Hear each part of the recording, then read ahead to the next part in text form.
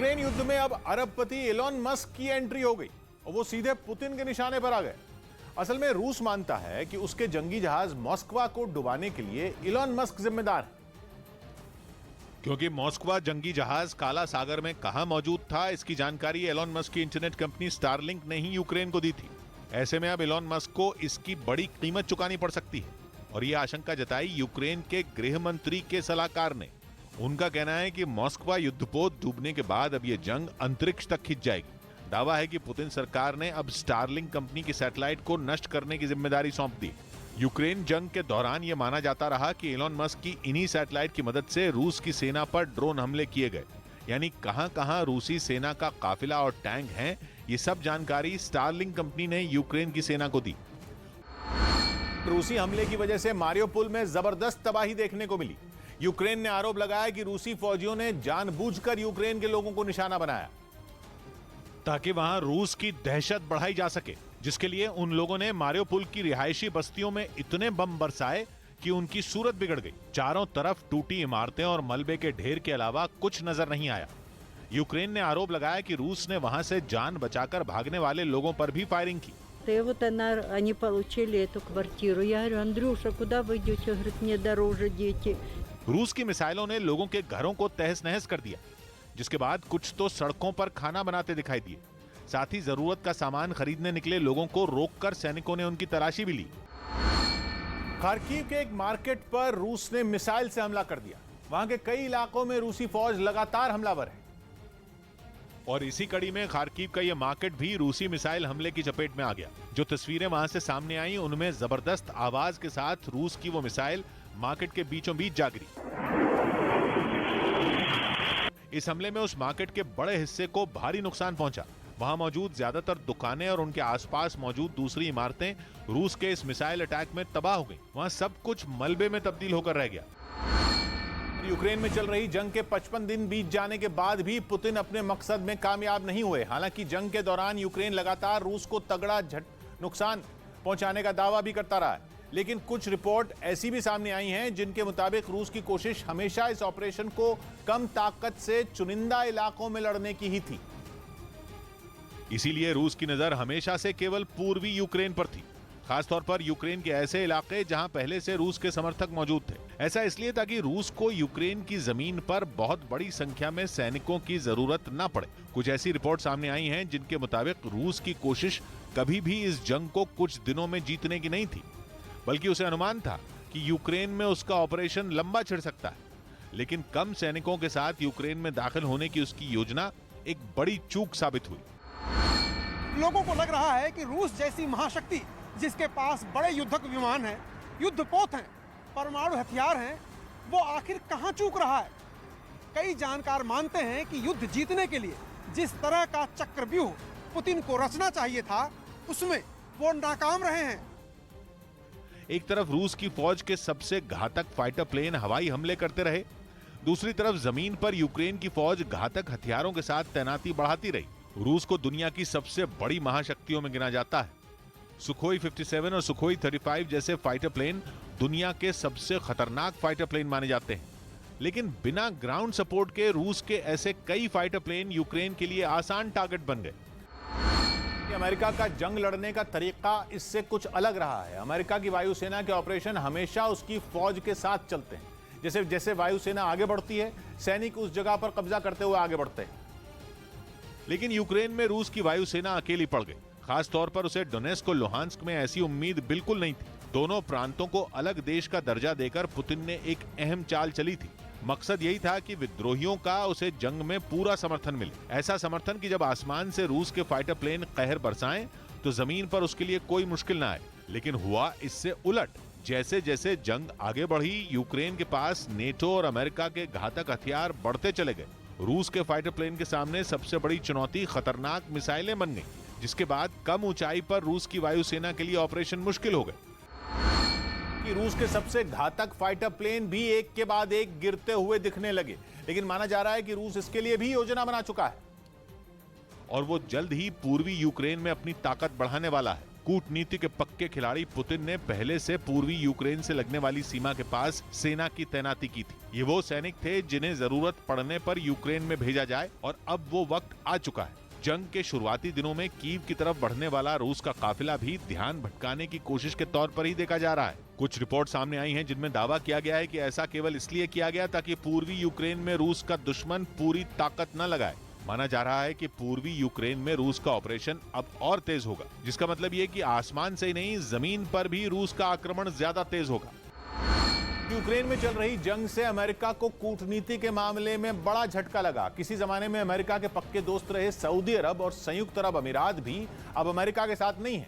तेल के खेल में बुरी तरह फंस चुके बाइडेन अब बिल्कुल अकेले दिखने लगे। इसीलिए तेल की किल्लत और महंगाई के हालात अब बाइडेन के हाथ से निकलते दिख रहे हैं। खबर है कि अमेरिका ने यूएई और सऊदी अरब दोनों से कहा था कि कच्चे तेल का प्रोडक्शन बढ़ाया जाए। अगर तेल की सप्लाई बढ़ेगी तो मांग अपने आप काबू में आ जाएगी, लेकिन दोनों ने ही अमेरिका की मांग मानने से साफ इनकार कर दिया।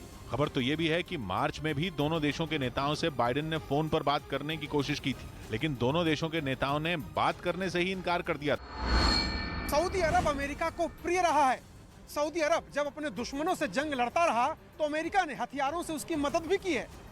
लेकिन यूक्रेन युद्ध के बीच तेल के खेल में जिस तरह से सऊदी अरब ने यू टर्न लिया, उसने अमेरिका को भी सन्नाटे में ला दिया। अमेरिका को इस वक्त शिद्दत से कच्चे तेल की सप्लाई करने वाले मुल्क की तलाश है। रूस के तेल पर बैन लगाने के बाद बाइडेन बुरी तरह से फंस गए हैं। इस मुसीबत से निकलने के लिए पहले तो अमेरिका ने ईरान से भी बात करने की कोशिश की, लेकिन ईरान ने इतनी भारी भरकम शर्तें अमेरिका के सामने रख दी कि डील होना नामुमकिन हो गया। क्योंकि ईरान पर अमेरिका ने सख्त आर्थिक प्रतिबंध लगा रखे हैं। अमेरिका का आरोप है कि ईरान आतंकियों को शह देता है, न्यूक्लियर फ्यूल का गलत इस्तेमाल करता है। इसके अलावा आसपास के कई मुल्कों में तबाही मचाने वाले हूथी विद्रोहियों की मदद के आरोप भी ईरान पर ही लगे थे। अब अमेरिका को तेल देने के लिए ईरान ने आर्थिक प्रतिबंध हटाने की शर्त रख दी, जिसका सीधा मतलब ये हुआ कि अमेरिका अपनी विदेश नीति में बहुत बड़ा बदलाव करे और अपने कई दोस्तों को भी नाराज कर ले। इसीलिए अमेरिका की सारी उम्मीदें तेल का तिलिस्म तोड़ने के लिए सऊदी अरब और संयुक्त अरब अमीरात पर टिकी थी। इन दोनों मुल्कों ने भी अमेरिका की बात नहीं मानी। ये कूटनीति के मोर्चे पर बाइडेन की सबसे बड़ी नाकामी हो सकती है। कुछ लोग तो ईरान से बात करने की कोशिश को भी एक बड़ी घटना बता रहे हैं, जिसकी वजह से सऊदी अरब और यूएई ने अमेरिका से दूरी बना ली है। हालांकि खबर यह भी है कि रूस के राष्ट्रपति व्लादिमीर पुतिन की बातचीत सऊदी अरब के क्राउन प्रिंस मोहम्मद बिन सलमान से मार्च में हुई थी। उसके बाद से दोनों नेताओं के बीच बात तो नहीं हुई, लेकिन संवाद बंद नहीं हुआ। माना जा रहा है कि पिछले हफ्ते शी जिनपिंग से भी मोहम्मद बिन सलमान की बातचीत हुई। बातचीत में यूक्रेन के मसले पर भी चर्चा की खबर है। सबसे अहम खबर यह कि इस बातचीत में जिनपिंग ने अपने दोस्त पुतिन का एजेंडा आगे बढ़ाने पर काम किया।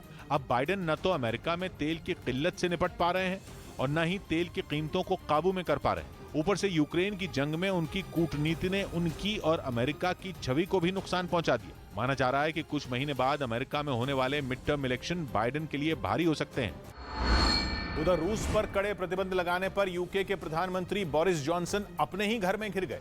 यूक्रेन जंग में उन्होंने शुरू से ज़ेलेंस्की का साथ दिया और हाल ही में ब्रिटेन ने रूस पर कई तरह की पाबंदियां भी लगा दी थी। यही नहीं, ब्रिटेन ने यूरोप के कई दूसरे देशों की तरह रूस से तेल और गैस के आयात पर भी रोक लगा दी थी, ताकि रूस की अर्थव्यवस्था को भारी नुकसान पहुंचाया जा सके। लेकिन ब्रिटेन के प्रधानमंत्री बोरिस जॉनसन का यही फैसला उनके लिए गले की फांस बन गया, क्योंकि रूस से तेल आना बंद हुआ तो ब्रिटेन में पेट्रोल और डीजल के दाम बढ़ते चले गए, जिसका नतीजा ये हुआ कि वहां के ज्यादातर लोगों ने ब्रिटिश पीएम के फैसले को गलत बताना शुरू कर दिया। एक सर्वे के मुताबिक ब्रिटेन के 54% लोगों ने यह माना कि उनकी आर्थिक हालत पिछले साल के मुकाबले खराब हुई है, जबकि 2 महीने पहले यानी जब जंग शुरू नहीं हुई थी तब ये बात कहने वाले लोग सिर्फ 42% ही थे। यानी बढ़ती महंगाई के बोझ ने ब्रिटेन की बड़ी आबादी को अपनी ही सरकार के फैसले के खिलाफ खड़ा कर दिया। यही नहीं, पेट्रोल डीजल के दाम बढ़ने से ब्रिटेन में खाने पीने की चीजों के दामों में भी लगातार इजाफा हो रहा है, जिसे देखते हुए अंदाजा इस बात का भी लगाया जा रहा है कि रूस पर प्रतिबंध लगाने का असर ब्रिटेन की अर्थव्यवस्था पर भी पड़ सकता है। रूस के राष्ट्रपति व्लादिमीर पुतिन ने अमेरिका और यूरोप के लगाए आर्थिक प्रतिबंधों को पूरी तरह फेल कह दिया। पुतिन ने साफ कहा कि इस तरह के प्रतिबंध लगाकर इन देशों ने अपने ही पांव पर कुल्हाड़ी मार ली और वो खुद ही उन प्रतिबंधों के नतीजे भुगत रहे हैं। इतनी सफाई से पुतिन ने अमेरिका और यूरोप के आर्थिक प्रतिबंधों पर इससे पहले कभी बात नहीं की थी। लेकिन इस बार उन्होंने जो कहा बिल्कुल साफ कहा। पुतिन के मुताबिक ये साफ हो चुका है कि अमेरिका और यूरोपियन यूनियन के लगाए प्रतिबंध पूरी तरह से फेल साबित हुए। रूस को आर्थिक नुकसान पहुंचाने की अमेरिका की रणनीति पूरी तरह से नाकाम साबित हुई। पुतिन के ये शब्द बाइडेन के जख्मों पर नमक छिड़कने वाले रहे, क्योंकि जंग के 55 दिनों बाद पुतिन रूस की अर्थव्यवस्था में बड़ा बदलाव कर चुके हैं। शुरुआत में रूस को जो भी नुकसान हुआ हो, अब रूस की अर्थव्यवस्था उससे उबर चुकी है। यहां तक कि रूस के नेचुरल गैस और कच्चे तेल ने अमेरिका और यूरोप के सारे समीकरण बिगाड़ दिए, जिसका जिक्र पुतिन ने इस वर्चुअल मीटिंग के दौरान भी किया और यह कहा कि बैन लगाने वाले देश खुद अपने ही जाल में फंस गए। बैन लगाने वाले देश महंगाई की मार झेलने पर मजबूर हैं। और उनका सबसे बड़ा इशारा अमेरिका पर रहा, जो रूस के कच्चे तेल पर बैन लगाकर बुरी तरह फंस गया है। न कीमतें संभल रही हैं, न किल्लत काबू में आ रही है। यूरोप भी लाख शक्ति के बावजूद रूस से नेचुरल गैस का इंपोर्ट बंद नहीं कर पा रहा। हालांकि पुतिन का इस बार का बयान एक बड़ा कूटनीतिक वार समझा जा रहा है। पुतिन ने दुनिया को यह दिखाने की कोशिश की कि यूक्रेन जंग के बाद से रूस की सेहत पर कोई फर्क नहीं पड़ा। पुतिन ने यह भी बता दिया कि यूरोप और अमेरिका मिलकर भी रूस का कुछ नहीं बिगाड़ पाए।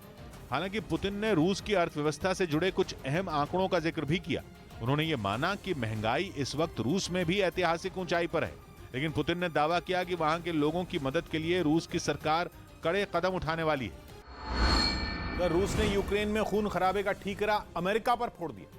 अमेरिका को पहले ही इस जंग की वजह से दुनिया भर में काफी फजीयत झेलनी पड़ रही है, और अब रूस ने भी जंग की वजह से यूक्रेन में बड़े पैमाने पर मची तबाही के लिए उसे निशाने पर ले लिया। यही नहीं, रूस के रक्षा मंत्री सर्गेई शोइगु ने तो अमेरिका को इस युद्ध का सबसे बड़ा विलन बता दिया और अमेरिका की ओर से यूक्रेन को दिए जा रहे हथियारों को वहां जारी खून खराबे की वजह करार दिया।